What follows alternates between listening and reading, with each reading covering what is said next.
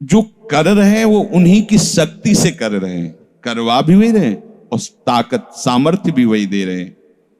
कभी किसी भी अच्छे विचार या अच्छी क्रिया में अपने को भूल कर भी कर्ता मत मानना, तो बुरी क्रिया कभी होगी ही नहीं।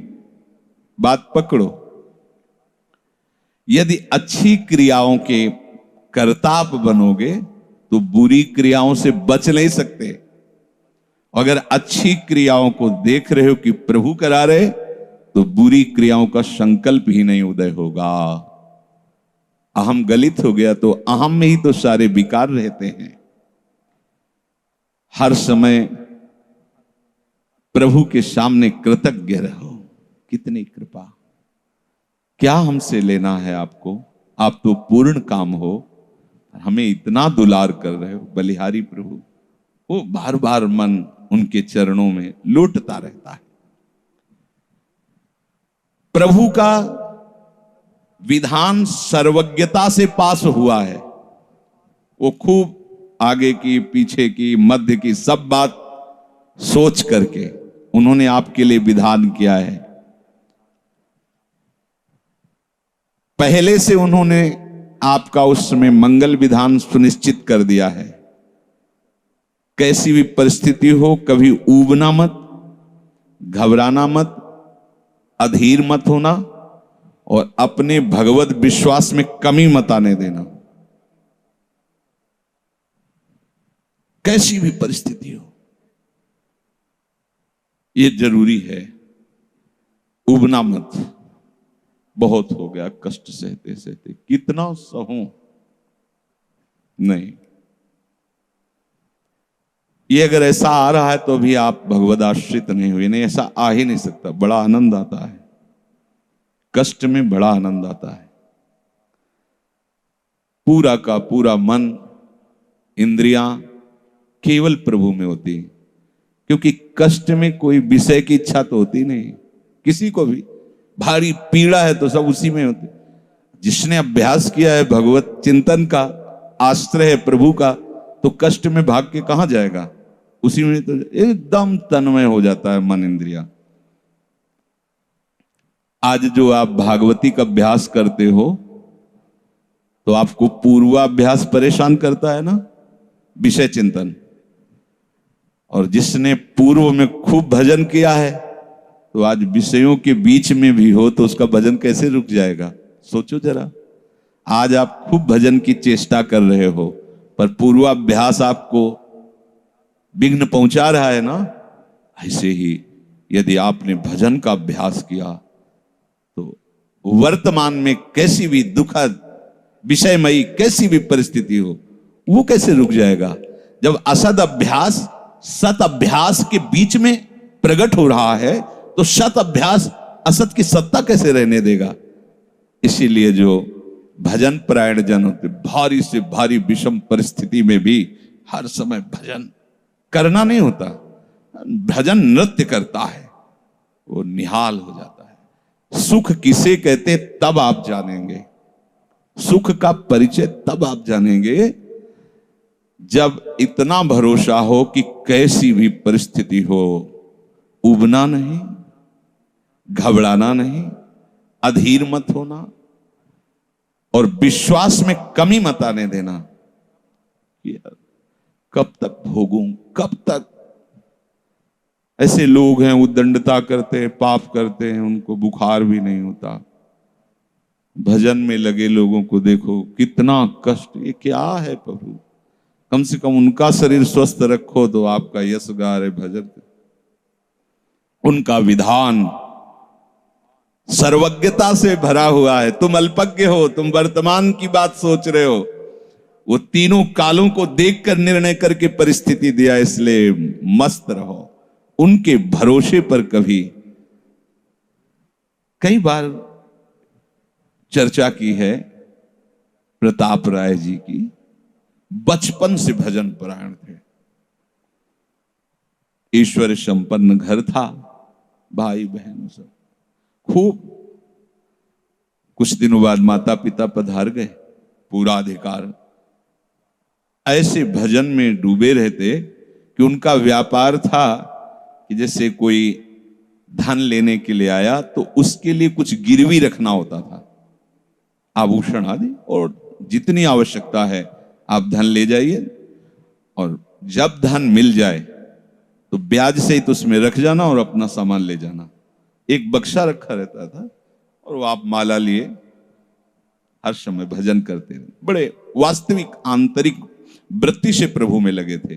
पर उनकी कुल परंपरा का यह व्यापार था।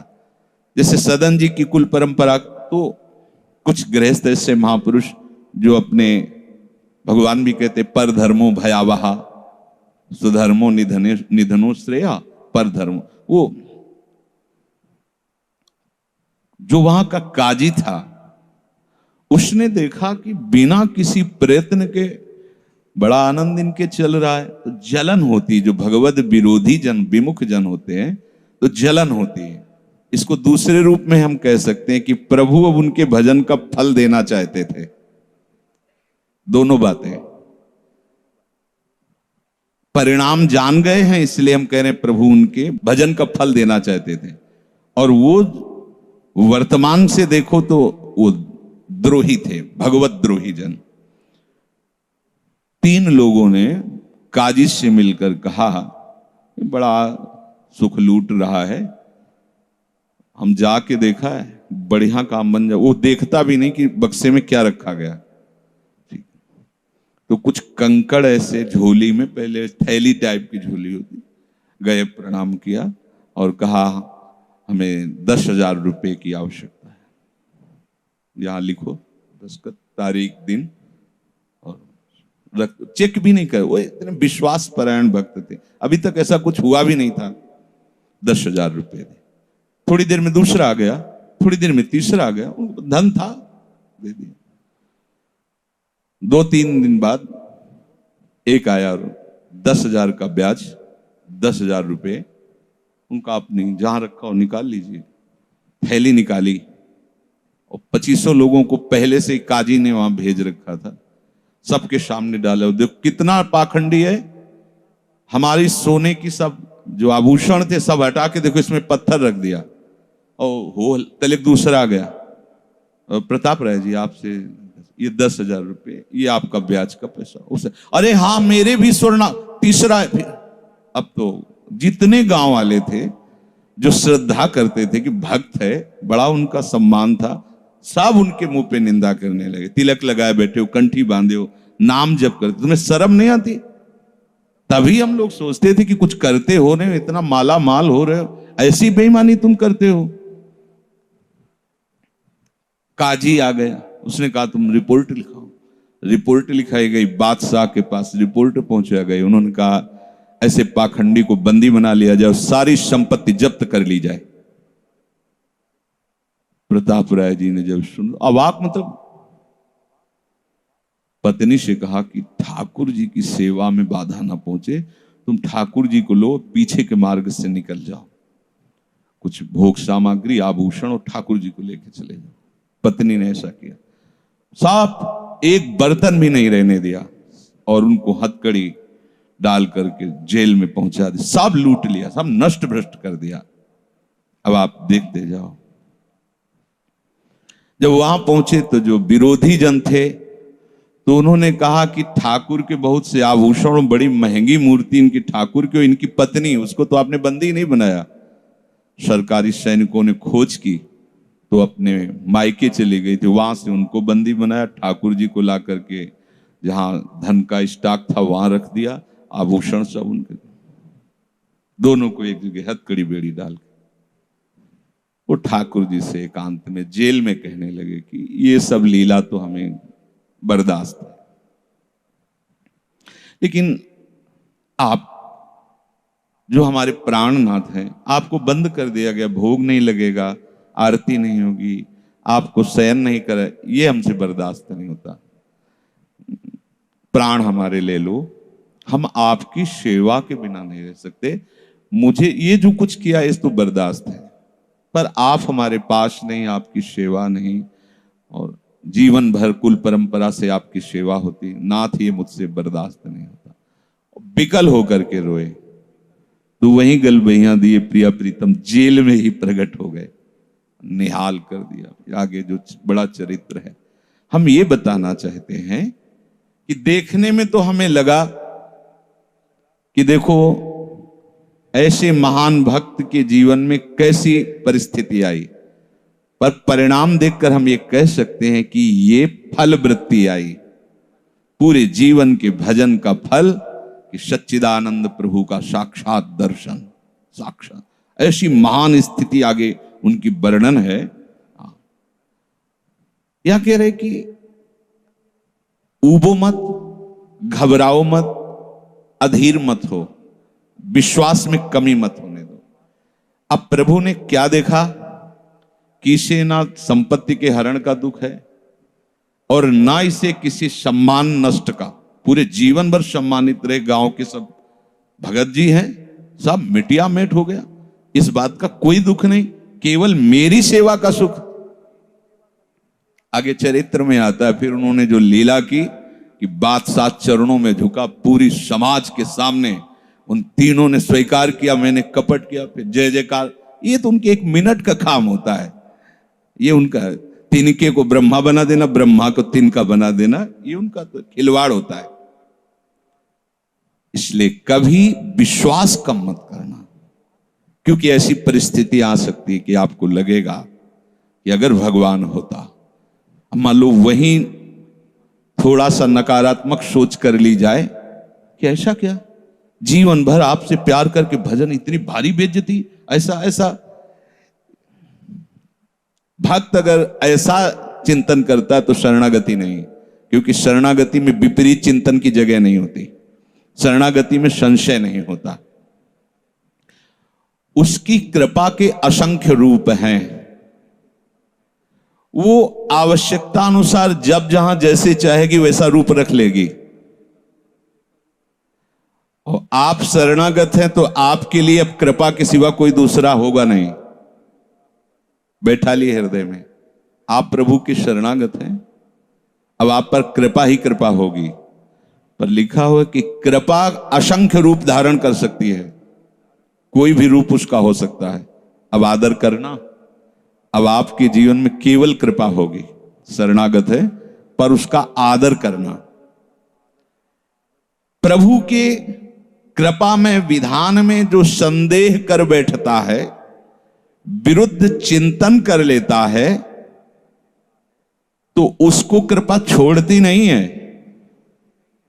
उसके लिए कृपा भयानक रूप धारण करती है और घेर करके उसको कृपा सिंधु से मिला देती है।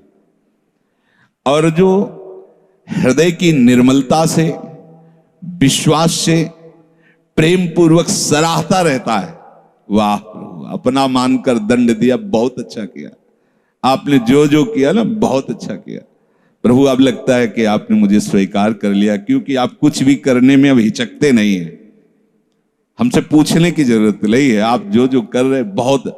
उसके लिए कृपा बहुत मृदु और शांत होकर प्रकाश रूप से उदित होती है और प्रभु के पास पहुंचा देती है।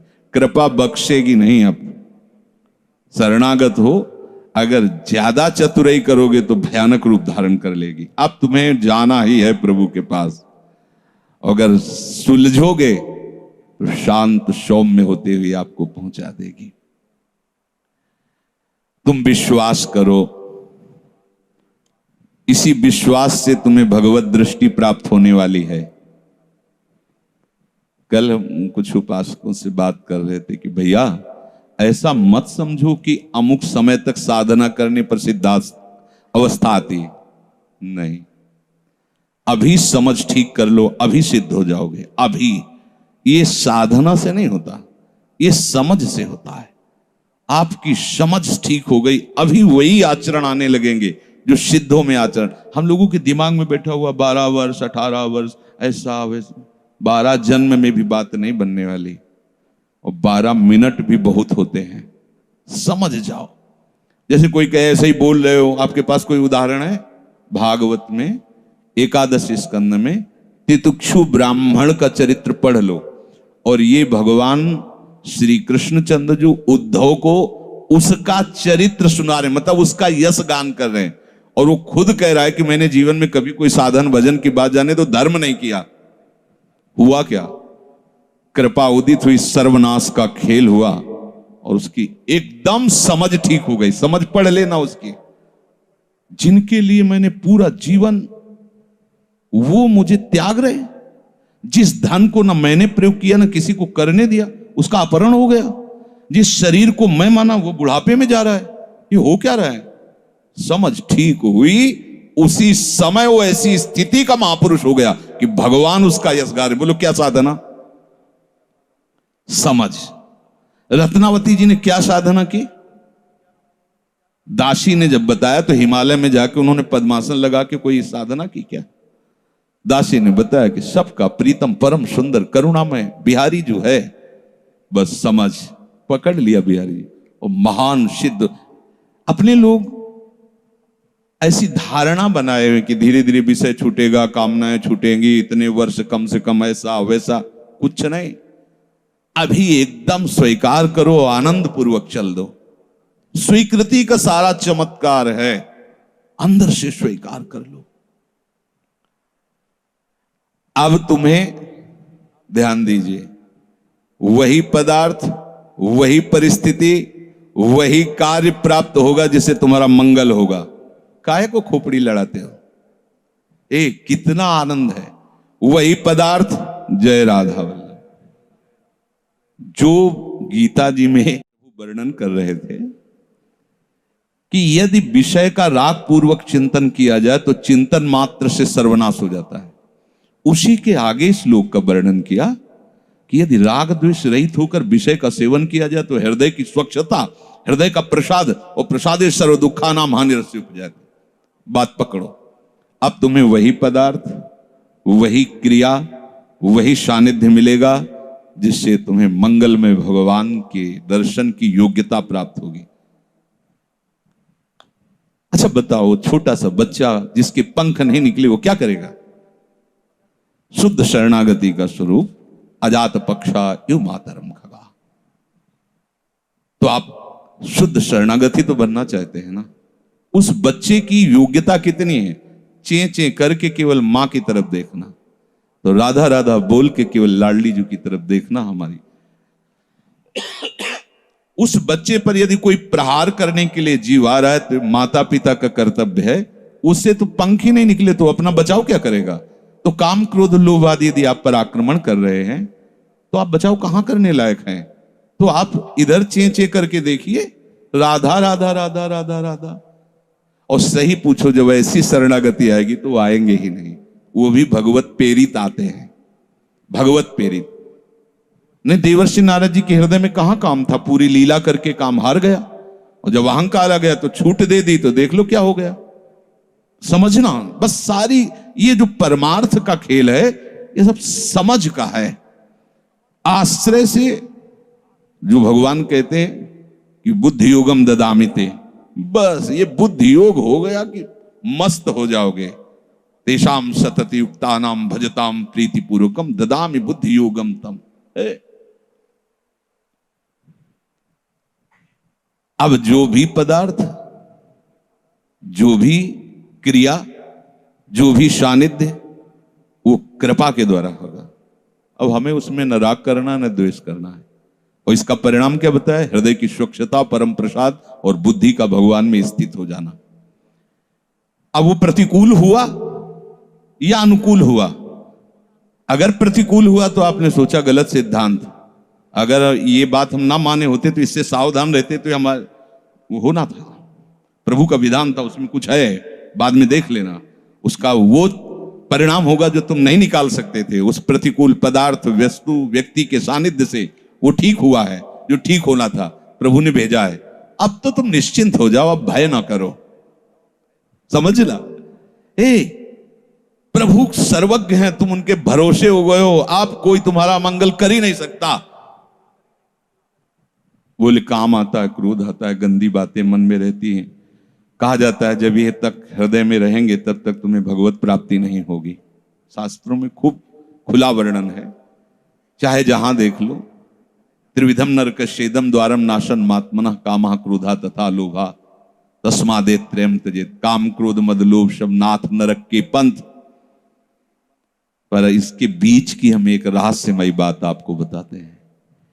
यदि आपने भरोसा लाडली जी का कर लिया है और ये हैं, तो इनकी सत्ता नहीं, ये आने जाने वाले हैं और इनसे कुछ भी आपका नहीं बिगड़ने वाला। भरोसा इनका, ये तर्क वितर्क की बातें नहीं है, ये श्रद्धा विश्वास की बातें हैं। और धीरे धीरे एक दिन आप महात्मा बन जाओगे। देख लेना, विश्वास करना। कुछ बातें ऐसी होती जो यहां की होती हैं, क्योंकि पूरा जीवन जिए हैं तो उसको देखा है। पढ़ी लिखी बातों को जब तक अनुभव में नहीं किया जाता तो ठीक से समझ में नहीं आती। अब जैसे ये बात केवल समझ में आ जाए कि निर्विकार हृदय ही भगवत प्राप्ति की योग्यता, बढ़िया बढ़िया शब्द है, लेकिन जीवन में देखा है कि इसमें विकार है।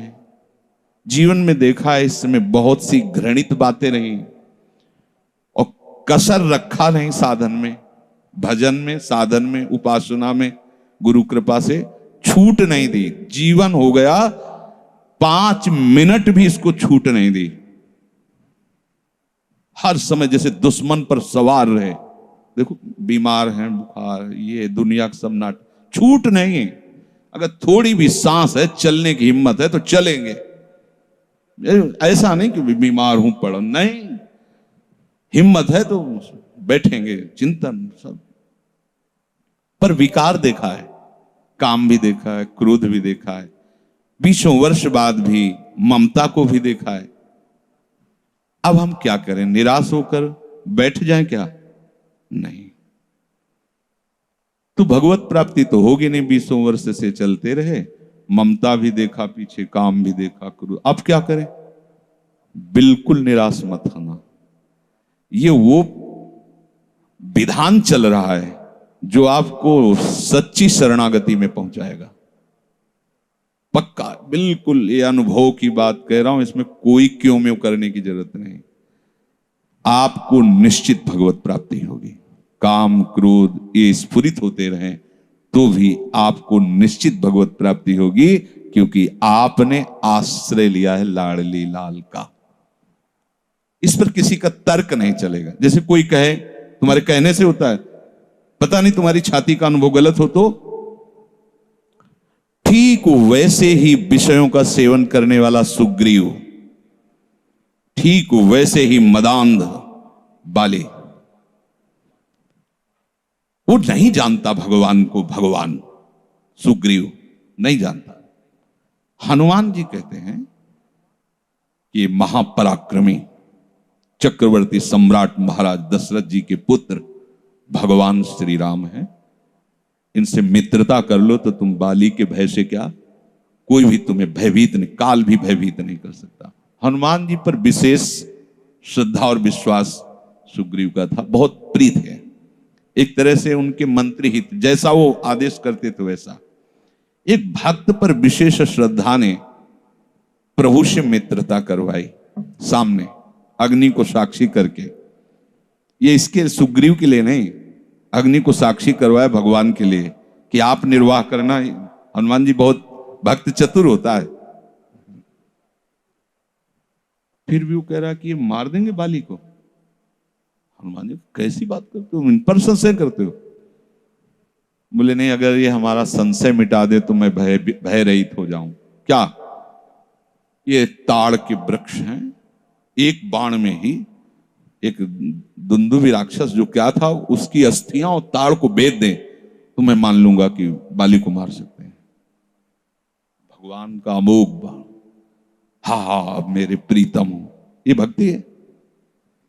एक महान भागवत शरणागत करवा रहा, एक महान भागवत, लेकिन वो अपनी हर बात में प्रभु को जब खरा देख लेता है, वो अपना कहीं खरा नहीं है।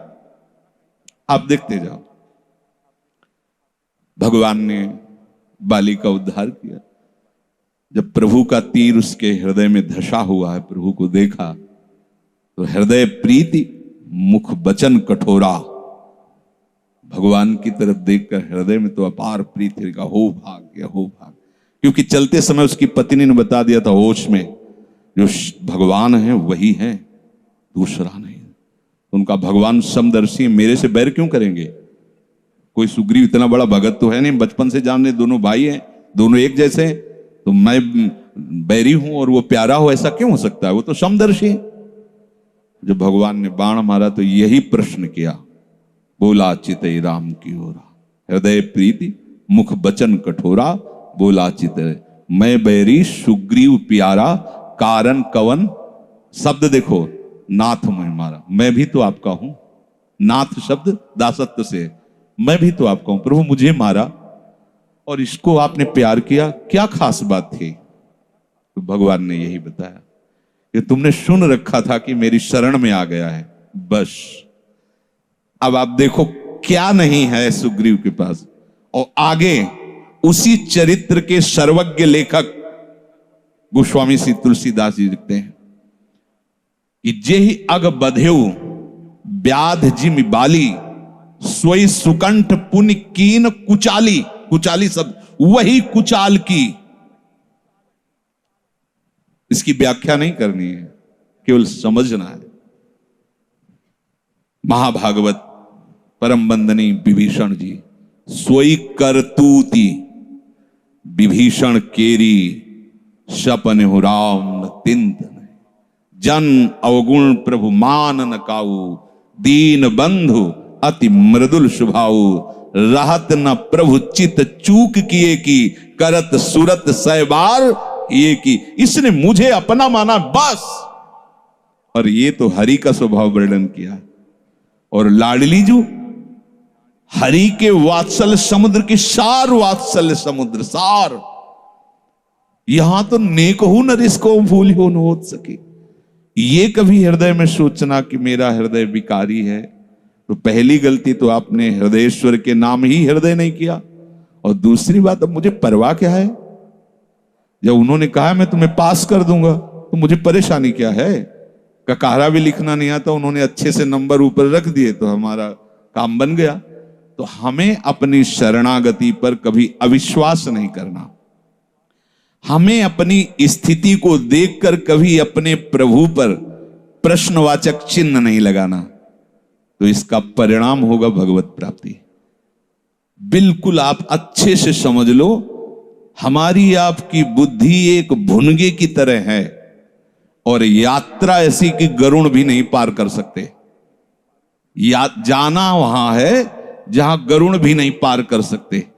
चाहे जितना उड़ान उड़े, आकाश का ओर छोर नहीं। जहां भी जाएंगे आकाश मिलेगा, भुनगा कितना उड़ेगा। अब क्या करें?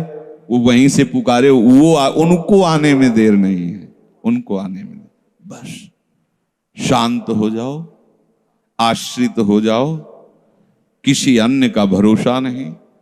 जो कुछ अन्य आपके हृदय में बचा है वो उनका कार्य है, वो सब सुधार लेंगे। बात मान लेना हमारी।